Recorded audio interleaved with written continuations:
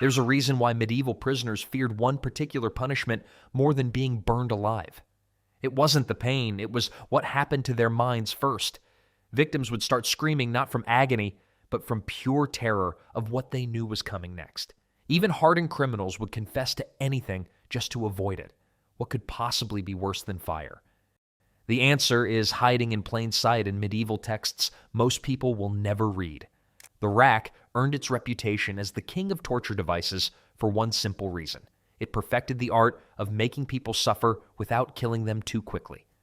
Unlike a sword or an axe that ended things fast, the rack was designed to stretch out agony, literally and figuratively. Here's how this nightmare machine worked. The victim got strapped down to a wooden frame with ropes tied around their wrists and ankles. Then came the truly diabolical part, a mechanical crank system that could be turned slowly, deliberately, with surgical precision. Each click of the mechanism pulled the ropes tighter, stretching the human body beyond its natural limits. The pain started as a dull ache. Your joints would begin to feel pressure like that uncomfortable stretch you get when you wake up wrong. But the operator kept turning and turning. The dull ache transformed into sharp jolts as tendons strained against bone. Muscles that had never been pushed this far started screaming in protest. What made the rack especially terrifying was its predictability. You knew exactly what was coming next.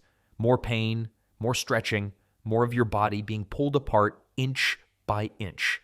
The anticipation alone drove people mad before their joints even started popping. Then came the really nasty stuff. Shoulders would dislocate first, usually with an audible pop that echoed through the torture chamber. Hip joints followed next, then elbows and knees. The human body, it turns out, makes some pretty disturbing sounds when it's being taken apart like a chicken dinner. But here's the twisted genius of the rack. It rarely killed anyone outright. The whole point was keeping victims conscious and talking. Torturers became masters at knowing exactly how far they could push before permanent damage set in. Well, more permanent damage than they already intended. The device became the go-to tool during major political trials and heresy investigations. Nothing loosened tongues quite like the threat of having your limbs stretched until they resembled wet noodles. Court officials discovered that most people would confess to just about anything rather than face another session with those clicking, grinding cranks. Some victims passed out from the sheer intensity of the pain, but even unconsciousness provided only temporary relief. Cold water or smelling salts brought them right back to their nightmare. The rack waited patiently. Political prisoners feared this contraption more than execution itself. Death was quick. The rack promised hours or even days of methodical destruction. Anyone accused of treason knew they might end up strapped to those wooden beams, listening to the ominous creaking of rope and wood as their world slowly fell apart. The psychological damage often outlasted the physical trauma. Even if victims eventually walked away, they carried invisible scars that never fully healed. Every joint that had been pushed past its breaking point served as a permanent reminder of their time on the rack. And the worst part?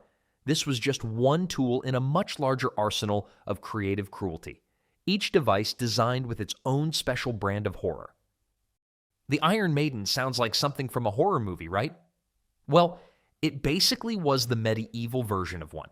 This human-shaped metal cabinet looked innocent enough from the outside, just a tall, coffin-like box that could hold a person, but open those doors and you'd find something that would make your worst nightmares seem like bedtime stories. The inside was lined with iron spikes, not randomly placed, mind you.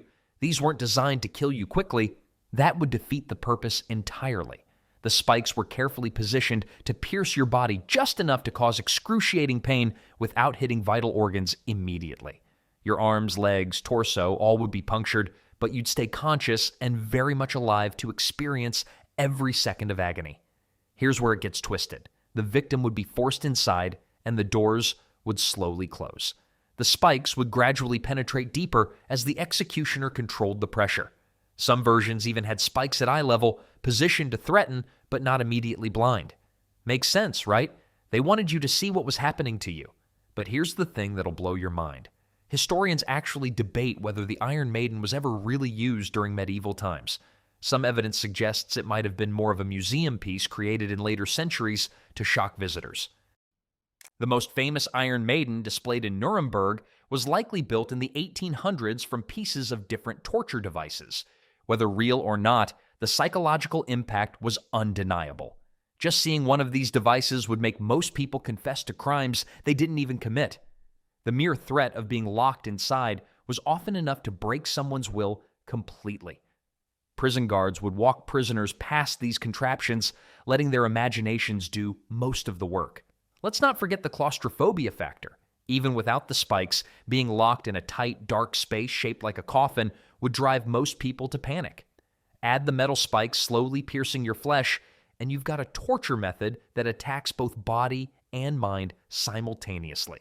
The Iron Maiden became the ultimate symbol of medieval brutality, appearing in countless books, movies, and even inspiring the name of a famous heavy metal band. It represented everything people feared about the Dark Ages, the combination of technical ingenuity used for the most horrific purposes imaginable. And the weird part is how it captured people's fascination centuries later. Victorian-era folks were obsessed with these medieval torture devices, creating exhibits and museums dedicated to displaying them. They were simultaneously horrified and captivated by the creativity humans showed when it came to causing suffering. The device's reputation spread far beyond any actual use it might have had.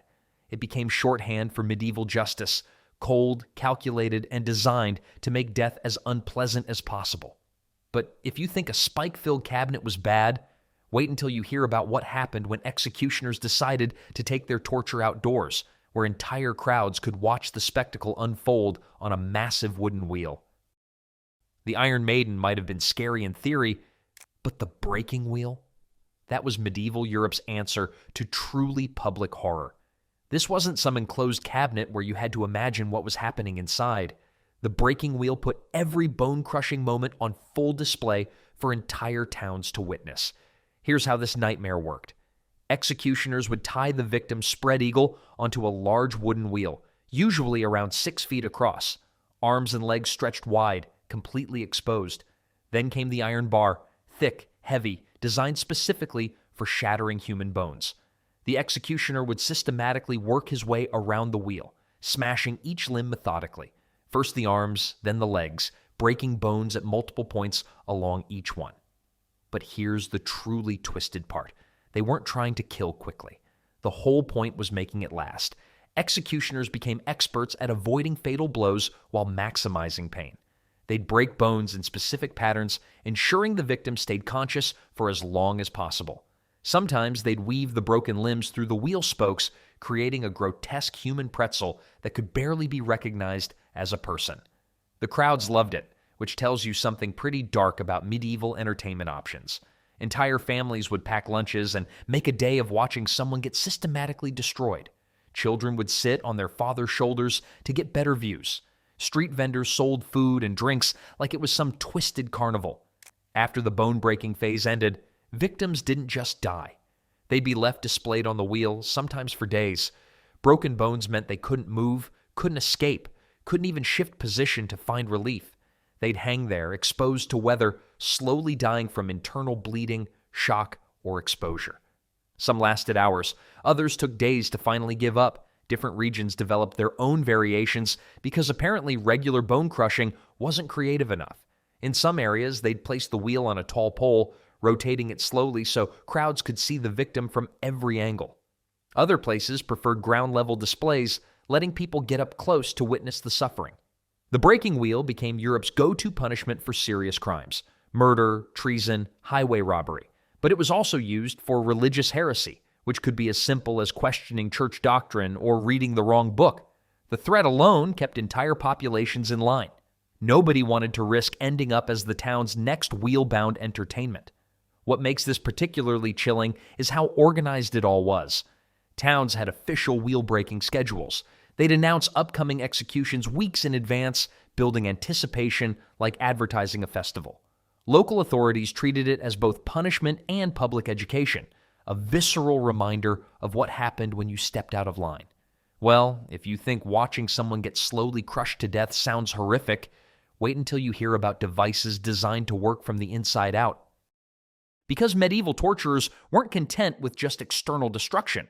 The medieval mind had a twisted talent for turning everyday objects into instruments of horror. Enter the Pair of Anguish, a device so diabolical it makes your worst dentist visit look like a spa day. This wasn't your garden variety torture tool. The pair looked innocent enough at first glance. A metal bulb about the size of, well, a pear. But here's where things get dark. This contraption was designed to be inserted into the human body through natural openings. Mouth, vagina, anus. Torturers weren't picky about their entry points. Once positioned, the real nightmare began. A screw mechanism at the base could be turned slowly, causing the metal segments to expand outward like a blooming flower of death. The device would stretch and tear internal tissues, creating wounds that bled profusely and almost never healed properly. What made this particularly cruel? The torturer controlled the pace completely. They could expand it just enough to cause excruciating pain without immediate death, keeping victims conscious and suffering for hours. Some versions even featured sharp spikes or barbs that would pierce internal organs as the device opened. Different crimes allegedly called for different insertion points, though historical records on this are murky. Heretics supposedly received oral insertion to punish their blasphemous words. Women accused of adultery faced vaginal insertion. Those guilty of homosexual acts endured anal insertion. The twisted logic was that the punishment should match the perceived sin. But here's the thing. Many historians now question whether the Pair of Anguish was actually used as extensively as later folklore suggests. Some argue it was more of a psychological weapon displayed to terrify prisoners into confessing before any physical torture began. Just seeing this device might have been enough to break someone's will. The psychological impact was undeniable.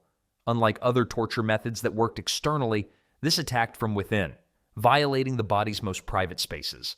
Victims faced not just physical agony, but profound humiliation and violation of their most intimate boundaries. Death came in several ways. Internal bleeding was common as tissues tore beyond repair. Infections set in quickly, especially given medieval hygiene standards. Some victims died from shock or blood loss within hours. Others lingered for days, their wounds festering while they slowly succumbed to sepsis. Then there's the suffocation angle. When inserted orally, the expanded device could block airways completely. Victims might struggle for breath as the metal segments pressed against their throat, creating a slow strangulation that could last agonizing minutes. The device required no special strength to operate, making it particularly popular among torturers who wanted maximum impact with minimal effort. A few turns of the screw could create wounds that would haunt survivors for life, assuming they survived at all. Most victims never recovered fully, even if they lived through the initial torture. Internal scarring, chronic pain, and psychological trauma followed them forever. The pair didn't just break bodies, it shattered minds. While torturers perfected their intimate violations with the pair, other innovators focused on smaller targets that could deliver surprisingly intense results through the simplest of mechanisms. After all this talk about massive wheels and Iron Maidens, you might think medieval torturers only worked with oversized contraptions. Well, they had a twisted genius for understanding that sometimes the smallest tools could deliver the most precise agony. Enter the Thumbcrew, a device so compact it could fit in your pocket, yet so effective that grown men would confess to crimes they never committed just to make it stop. The concept was beautifully simple in its cruelty. 2 metal plates connected by screws designed to crush whatever got caught between them. Usually thumbs, but fingers worked just as well. The torturer would place the victim's digit between the plates and slowly turn the screw mechanism. Click by click, the pressure increased. First came the dull ache as blood flow restricted, then the sharp pain as fingernails cracked. Finally, the excruciating moment when bones began to splinter. But here's where medieval torturers showed their calculated brutality. They knew exactly when to stop. Death wasn't the goal here. Information was. The Thumbcrew delivered maximum pain while keeping victims perfectly conscious and able to speak. No fainting spells like with the rack. No risk of accidentally killing someone before they spilled their secrets. The psychological warfare was just as devastating as the physical damage. Victims could see their own fingers being destroyed, joint by joint. They watched their bones crack and their flesh turn purple. And they knew the torturer could keep this up for hours without risking their life. Makes sense, right? Why use a sledgehammer when a precision instrument gets better results? Then there were the upgraded versions that really showed medieval creativity. Some thumbscrews came equipped with tiny metal spikes on the inner plates. These didn't just crush, they pierced. Others had serrated edges that tore flesh while applying pressure. The worst ones were heated before use, adding burning to the crushing sensation. Let's not forget the practical advantages that made this device so popular across Europe. Portable, affordable, and reusable. The perfect torture tool for any budget-conscious dungeon. A single thumbscrew could serve an entire castle's interrogation needs for decades. No maintenance required, no special training needed. Even apprentice torturers could master the technique in minutes. The aftermath was often permanent. Crushed thumb bones rarely healed properly in medieval times. Victims who survived their interrogations carried visible reminders of their experience for life. Gnarled, useless fingers that couldn't grip a sword or write their name. In a world where manual labor meant survival, this wasn't just torture. It was lifelong punishment. And the weird part is how the thumbscrew's reputation for extracting confessions made it almost too successful. People became so terrified of the device that many confessed the moment they saw it. Torturers barely had to use the thing, just showing it was enough to loosen tongues. Of course, when simple crushing wasn't dramatic enough for the crime, medieval justice had even more theatrical punishments waiting. Some involved positioning victims in ways that turned their own body weight against them. The thumbscrews were brutal, but they had one major limitation. They only worked on fingers. Medieval torturers needed something that could destroy an entire body over days, not just crush a few digits in minutes. Enter the most psychologically terrifying device ever conceived, the Judas Cradle. This wasn't some quick execution method. The Judas Cradle was designed for one purpose, making death as slow and agonizing as humanly possible while breaking the victim's mind long before their body gave out. Here's how this nightmare worked. The device looked deceptively simple. A tall wooden frame with ropes and pulleys supporting a sharp metal pyramid at the bottom. The pyramid's tip was just sharp enough to pierce flesh, but not sharp enough for a quick death. Victims were stripped naked, their hands tied behind their backs, then suspended above this metal spike by ropes. Then came the slow descent.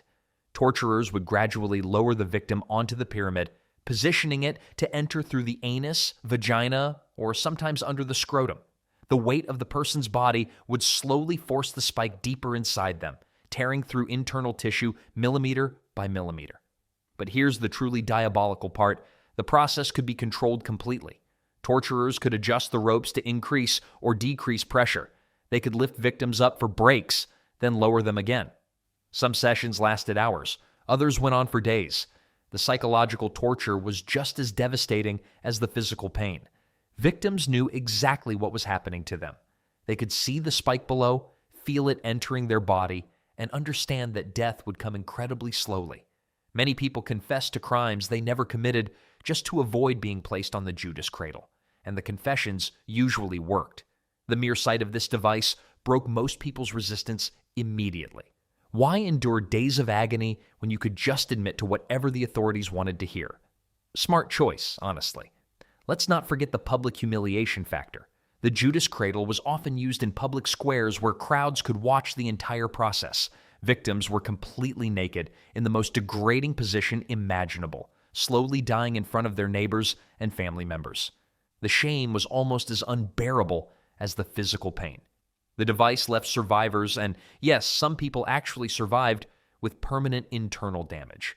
Torn intestines, damaged reproductive organs, and lifelong incontinence were common results. But survival was rare.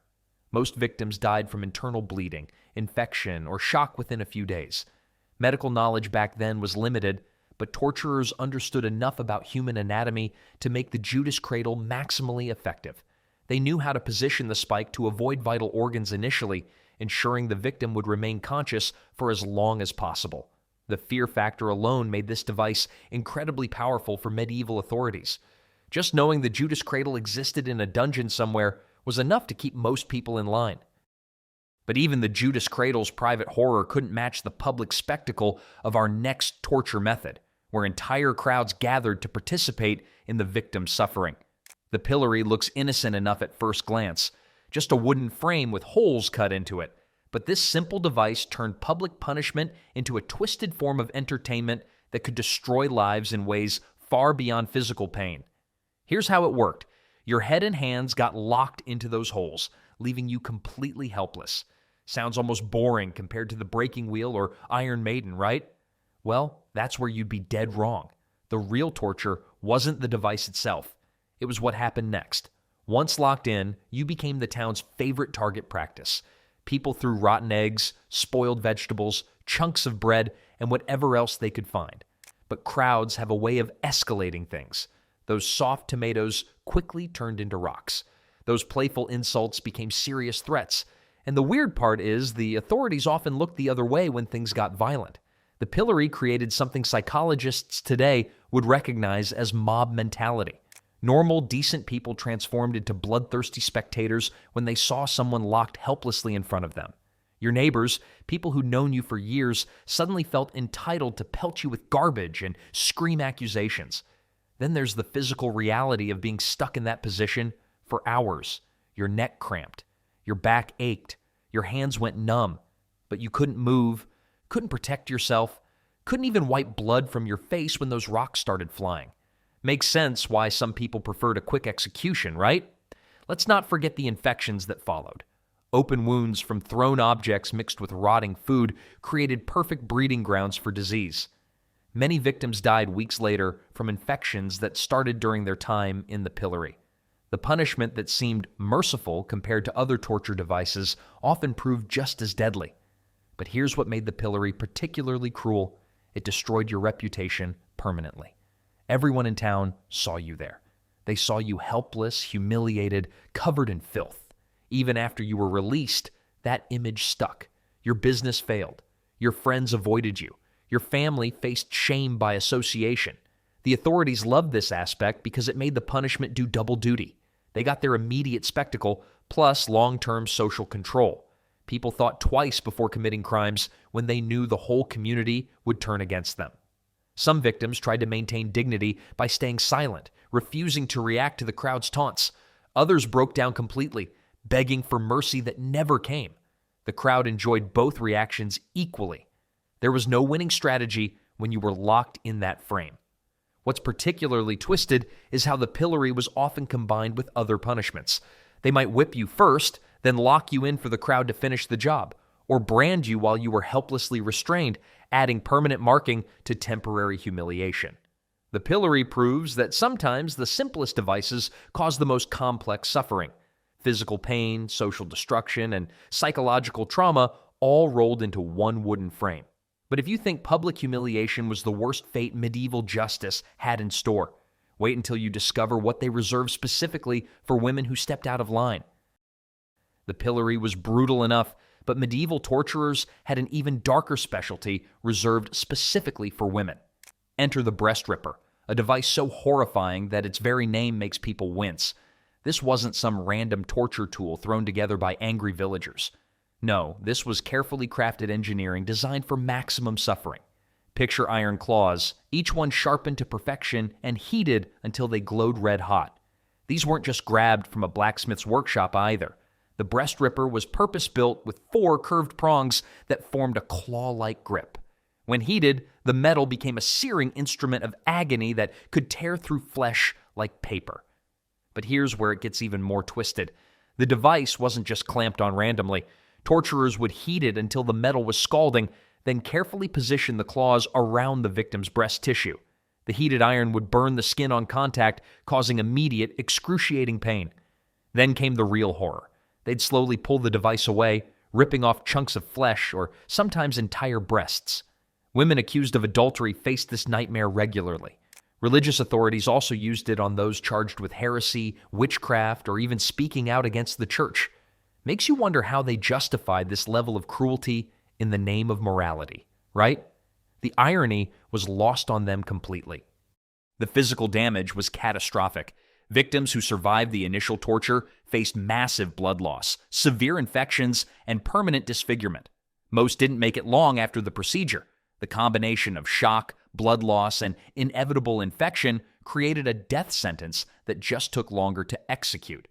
What made this particularly cruel was the public nature of many sessions. Crowds would gather to watch, treating it like some twisted form of entertainment. The psychological torture matched the physical agony. Being stripped, mutilated, and humiliated in front of jeering spectators broke spirits long before bodies gave out. Then, there's the medical reality nobody talks about. Without modern antibiotics or proper wound care, even minor injuries could turn deadly. The breast ripper created massive, infected wounds that festered for days or weeks. Pain from the burns mixed with agony from torn tissue, creating layers of suffering that never seemed to end. Some variations of the device included spikes on the inner claws, designed to pierce deeper and cause additional internal damage. Because apparently, the standard version wasn't horrible enough. These modifications ensured that even if someone survived, they'd carry permanent reminders of their ordeal. The breast ripper reveals something disturbing about medieval justice, how gender-specific punishments reflected society's twisted values. While men faced their own horrors, women endured tortures specifically designed around their anatomy and social roles. This wasn't just about punishment, it was about control, humiliation, and sending messages to other women about staying in line. But medieval creativity and cruelty didn't stop with gender-specific devices. Some torture methods were reserved for the ultimate crime, killing royalty. And those punishments? They made the breast ripper look almost merciful. You know how some crimes were considered worse than others? Well, if you happened to be caught trying to kill a king, you discover there was a very special torture device waiting just for you. The crocodile shears weren't your everyday torture tool. They were reserved for regicides, the ultimate political criminals. These iron contraptions looked exactly like their name suggests. Picture massive metal jaws with razor-sharp teeth designed to clamp down and never let go. But here's where it gets particularly brutal. They were heated until they glowed red-hot before use. The device was crafted specifically to target male anatomy in the most devastating way possible. When someone was convicted of attempting to assassinate royalty, the crocodile shears became their final appointment. The heated metal jaws would be clamped directly onto the penis, often tearing it away completely. The combination of searing heat and crushing force created unimaginable agony that served both as torture and execution method.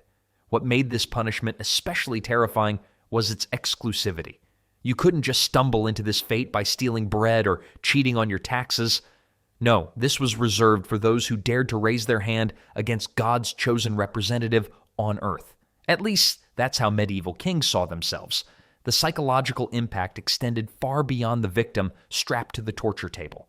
Word of these devices spread through whispered conversations in taverns and marketplaces. Every potential conspirator knew exactly what awaited them if their plot failed. Makes sense, right? Kings needed something that would make even the boldest rebels think twice. Then there's the matter of timing. The crocodile shears weren't meant to kill quickly. The torturer's job was to maximize suffering while keeping the victim conscious as long as possible. Death came eventually, but only after hours of excruciating pain that served as a final lesson to anyone watching. European courts treated regicide as the ultimate crime because it threatened the entire social order. If commoners could kill kings without facing unthinkable consequences, what would stop the next ambitious peasant or disgruntled noble? The crocodile shears answered that question in the most visceral way imaginable. Well, the device worked exactly as intended. Historical records show very few successful royal assassinations during the peak years of medieval torture. Whether this was due to better security or genuine fear of the consequences remains debatable, but the shears certainly played their part. The weird part is how specific these tools were. Unlike racks or wheels that could torture anyone, crocodile shears had one purpose and one target demographic. Blacksmiths who forged them knew exactly what they were creating and why. Every curve of the metal, every sharpened tooth was designed with regicide in mind. But sometimes even the most specialized torture devices weren't enough to satisfy royal justice. When kings really wanted to send a message, they needed something that could crush the human body in ways that seemed almost impossible. While the rack stretched you apart and the Judas Cradle slowly impaled you, medieval torturers faced a practical problem. What if you needed something faster, something that worked in the opposite direction entirely? Enter the Scavengers Daughter, invented by Leonard Skevington around 1534. This guy was the lieutenant of the Tower of London and apparently thought the existing torture devices weren't quite doing the job. The rack pulled bodies apart, but Skevington's creation did exactly the reverse. It crushed everything together.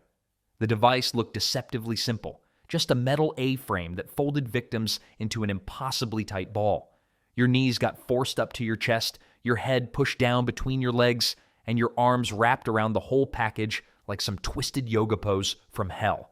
The metal frame then clamped shut, compressing your entire body into a space roughly the size of a large suitcase. But here's where things got really nasty. The human body wasn't designed to fold that way. Your ribcage compressed until breathing became nearly impossible. Blood pooled in your head since circulation couldn't work properly. Within minutes, victims started bleeding from their nose and ears as internal pressure skyrocketed. Makes the rack's slow stretching seem almost gentle by comparison, right? The psychological horror was just as brutal as the physical pain. Being crushed into that tiny space triggered claustrophobia in anyone, even people who'd never experienced it before. You couldn't move, couldn't stretch, couldn't even shift position slightly to relieve pressure. Every muscle in your body cramped simultaneously while blood vessels burst under the strain. Torturers loved how quickly this thing worked. Unlike other devices that took hours to break someone down, the Scavenger's Daughter could render victims unconscious in minutes.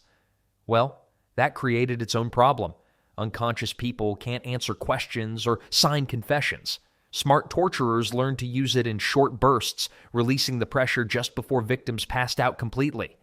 Then, there's the truly diabolical part. Many torture chambers used both the rack and Scavenger's Daughter on the same person. First, they'd stretch you until your joints screamed, then immediately compress you until your bones felt ready to snap. The contrast between stretching and crushing apparently drove people insane faster than either device alone. The Tower of London kept detailed records, and they show this contraption was surprisingly popular with interrogators. Political prisoners, religious heretics, and anyone accused of treason got acquainted with Skevington's invention.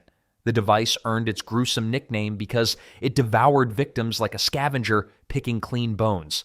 But medieval torturers weren't satisfied with just crushing people in private dungeon cells. They had bigger plans for public humiliation and control. Some punishments needed crowds watching, needed that social element to really work properly. That's where another category of torture devices comes into play, ones designed specifically for public display, where your suffering became everyone else's entertainment and warning. While most torture devices stayed hidden in dark dungeons, Coffin Torture took a completely different approach. The whole point was making sure everyone could see the victim's suffering. These weren't actual coffins for the dead. They were metal or wooden cages shaped like human bodies, designed to hold living people in the most uncomfortable way possible. The cages came in different sizes, but none of them allowed victims to stand up straight, sit down properly, or lie flat. Your knees stayed bent, your back curved awkwardly. Every position hurt after just a few minutes, and people were stuck inside for days or even weeks. But here's where it gets really twisted. The cages weren't placed in private locations. They got hung up in the busiest spots in town, market squares, church steps, main roads where everyone had to walk by. The whole community became part of the punishment, whether they wanted to or not. Crowds didn't just ignore the cages either. People threw rotten food, rocks, and sometimes much worse things at the trapped victims. Kids used them for target practice. Adults shouted insults and made jokes. The psychological damage often hurt more than the physical pain, which is saying something considering how much these cages destroyed people's bodies. The victims couldn't escape the weather either. Rain soaked through the metal bars. Snow piled up on top of the cages. Summer heat turned the metal burning hot, while winter made it freezing cold. No shelter, no protection, no dignity left. Then there's the basic human needs that became impossible to handle.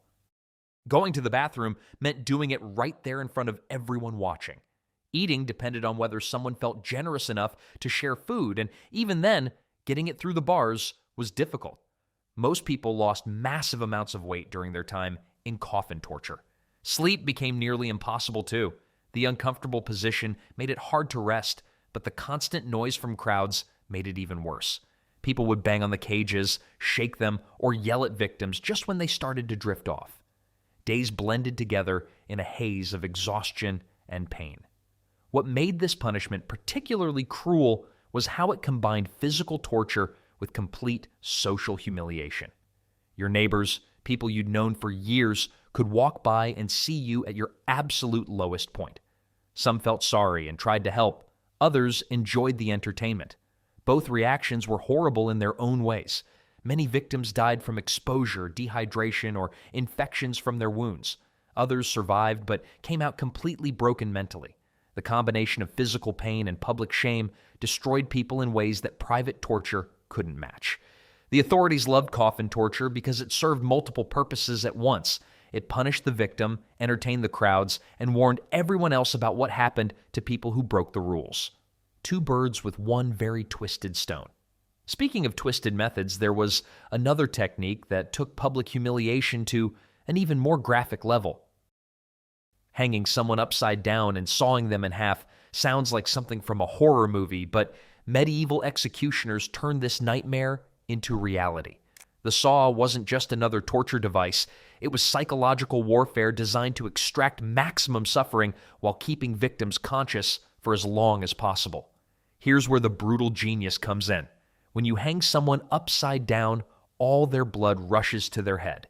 This isn't just uncomfortable, it's a life-saving mechanism that keeps the brain functioning even as the body gets destroyed. The victim stays awake, alert, and feeling everything as the saw works its way through their body. Executioners would start at the pelvis, right between the legs. They'd use a large, coarse saw and work slowly, deliberately slowly. Death didn't come quickly because the saw had to reach vital organs first. That meant cutting through the entire pelvis, part of the abdomen, and sometimes even further before the victim finally died. The crowd always gathered for these public displays. Medieval justice wasn't just about punishment, it was about sending a message. Every scream, every moment of agony served as a warning to anyone thinking about committing serious crimes. Treason, murder, and heresy were the usual tickets to this particular death sentence. But why choose such an elaborate method when a simple beheading would do the job? The answer reveals something dark about human nature. Fear works better than quick justice. A criminal who dies instantly might become a martyr. Someone who suffers publicly becomes a cautionary tale that sticks in people's minds for years. The saw itself was nothing special, just a regular carpenter's tool. What made it deadly was the technique. Executioners learned exactly how to position the victim, how fast to cut, and where to stop if they wanted to drag out the process even longer. Some records suggest the torture could last for hours. Then there's the practical side that nobody talks about. This method required serious skill from the executioner. Cut too fast and the victim dies before the lesson sinks in. Cut in the wrong place and they might pass out from blood loss, defeating the whole purpose of keeping them conscious. Medieval crowds had strong stomachs, but even they sometimes couldn't handle watching this particular execution. Some historical accounts mention spectators fainting or becoming sick during the process, yet people kept coming back, drawn by the same morbid curiosity that makes us slow down to look at car accidents today. The upside-down position also served another purpose. It made escape impossible and resistance pointless. Unlike other torture methods where victims might struggle or try to minimize their pain, the saw left them completely helpless. Gravity itself became part of the torture device. Different regions had their own variations. Some used smaller saws for slower cutting. Others added weights to the victim's arms to increase the blood flow to the head. Each modification was designed to perfect the balance between suffering and consciousness. While coffin torture left victims exposed to public mockery over days, the saw compressed that same psychological impact into a few horrifying hours that no witness would ever forget. Medieval executioners had a twisted sense of creativity when it came to naming their torture devices. The Spanish donkey sounds almost playful, doesn't it? Like something children might ride at a carnival. Well, this wooden contraption was about as far from fun as you could get. The device looked deceptively simple. Picture a wooden sawhorse, but with one crucial difference. The top beam was sharpened into a razor-thin triangular edge. This wasn't meant for carpentry work. The victim would be stripped naked and forced to straddle this wooden nightmare, sitting directly on that sharp ridge. Their full body weight pressed down on the most sensitive parts of their anatomy. But wait, it gets worse. much worse. The torturers weren't satisfied with just letting gravity do its work. They'd tie heavy stones or iron weights to the victim's ankles, sometimes adding more weight as time went on. Each additional pound increased the pressure on that cutting edge. The sharp wood would slice deeper into the groin and inner thighs with every passing minute. What made the Spanish donkey particularly brutal was its slow, methodical destruction. Unlike the quick violence of an executioner's axe, this device took its time. Victims could sit there for hours, feeling their flesh tear bit by bit. The wooden edge would cut through skin, then muscle, sometimes even reaching bone. Blood would pool beneath the device, creating a horrific scene that served as both punishment and warning. The psychological torture matched the physical agony. Victims knew exactly what was happening to their bodies. They could feel every fiber tearing, every nerve screaming. Some begged for death rather than endure another moment on the wooden beast. Others passed out from the pain, only to be revived and placed back on the device. Then there's the aftermath for those who survived. Many victims suffered permanent damage to their reproductive organs and walking ability. The Spanish donkey didn't just punish, it left lasting reminders of what happened when you crossed the wrong people. Survivors would limp for the rest of their lives, carrying visible proof of their ordeal. Religious authorities particularly favored this device for punishing heretics and supposed witches. They believed the sexual nature of the torture was appropriate for those who had corrupted themselves through ungodly behavior. Women accused of adultery might find themselves facing the Spanish donkey, while men caught in similar situations met the same fate. The device spread throughout Europe during the Spanish Inquisition, though similar contraptions existed in other countries under different names. German torturers called it the wooden horse, while French executioners had their own regional variations. The principle remained the same: excruciating pressure applied to the most vulnerable parts of the human body. Makes you wonder what kind of person could watch someone suffer on such a device, right? But that's exactly what happened in public squares across medieval Europe. Yet even this wasn't the end of creative torture methods designed to control speech and behavior, especially when it came to silencing women who spoke too freely.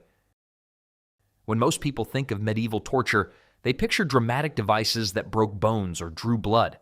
But sometimes the cruelest punishments were the ones that didn't need to kill you to destroy you completely. The brank, also called the scold's bridle, proves that humiliation could be just as devastating as any rack or wheel.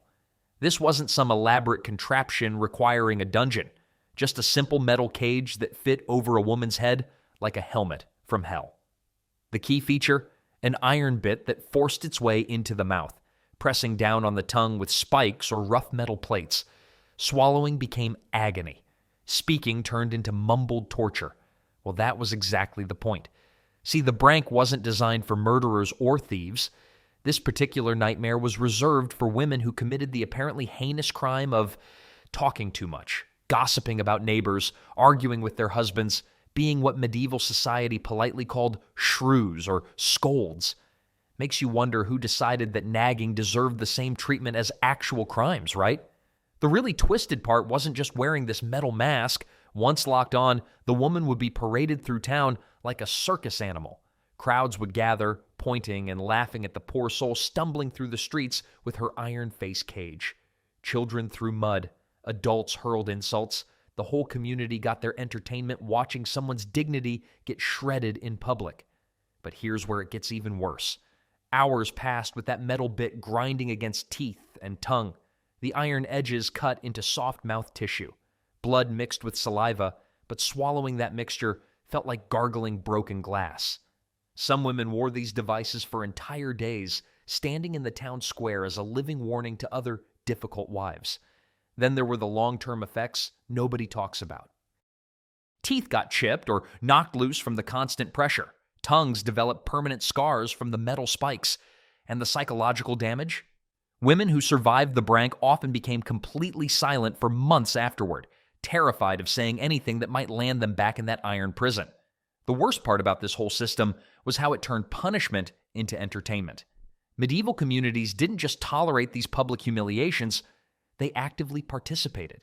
Neighbors who might have gossiped alongside the victim suddenly became her tormentors, eager to prove their own virtue by mocking someone else's supposed sins. Local authorities loved the brank because it solved multiple problems at once. It punished the offender, entertained the masses, and sent a crystal clear message to every other woman in town about what happened when you stepped out of line. No expensive executioner required, no messy cleanup afterward, and the truly horrifying reality: this wasn't some rare extreme punishment reserved for the worst cases. Towns across Europe kept branks ready for regular use, treating female misconduct as seriously as theft or assault. Speaking of regular punishments that mixed pain with public shame, there were even more creative ways medieval society found to break people down without actually breaking bones. Looking at the torture devices we've covered so far, you might think medieval torturers were all about complex mechanisms and elaborate contraptions. Well, here's the thing. Sometimes the cruelest punishments were the simplest ones. The wheelbarrow torture proves this point perfectly.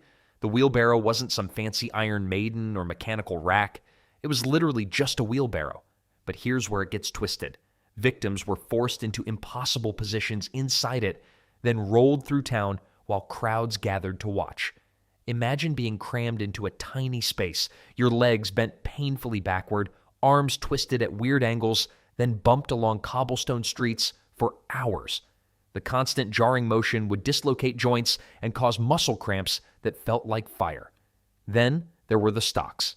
These wooden contraptions locked your feet in place while you sat in stress positions that would make a yoga instructor wince. Hours turned into days sometimes. Your back would scream, your legs would go numb, and the crowd, they'd throw rotten food, spit, or worse. The physical pain was brutal, but the mental torture hit different. Everyone you knew could see you at your lowest point. What made these punishments especially cruel was how they attacked your reputation alongside your body. Medieval society ran on honor and respect. Strip that away in public, and you destroyed someone's entire life. Even after the torture ended, people remembered. They'd whisper when you walked by, point fingers at the market. Let's not forget the creative combinations torturers used. Wheelbarrow rides often came with bonus features: whipping while you rolled, branding before you got loaded in, or having your crimes shouted to the crowd as you bumped along. Some places would make multiple stops around town, like a twisted parade route hitting all the popular spots. The genius of these methods was their accessibility. Any town could afford a wheelbarrow and some wooden stocks. No need for expensive Iron Maidens or complex breaking wheels. Democracy in torture, if you want to call it that. Every village could participate in the cruelty. But here's what's really messed up. These weren't even considered the serious punishments. They were like torture light, the appetizer before the main course. People getting the wheelbarrow treatment were often the lucky ones compared to those heading for the rack or the saw. The psychological impact lasted forever, too. Sure, broken bones might heal eventually, but the shame? That stuck around. Former victims would change their names, move to different towns, anything to escape the memory of being rolled through the streets like garbage. These degrading punishments reveal something important about medieval justice. It wasn't just about punishing crimes. It was about control through fear and humiliation. Make someone suffer publicly, and everyone else gets the message loud and clear. And the weird part is, this public shaming aspect would influence torture methods for centuries to come. But nothing quite prepared medieval Europe for what came next. Devices so horrifying they'd make everything we've discussed look almost merciful by comparison.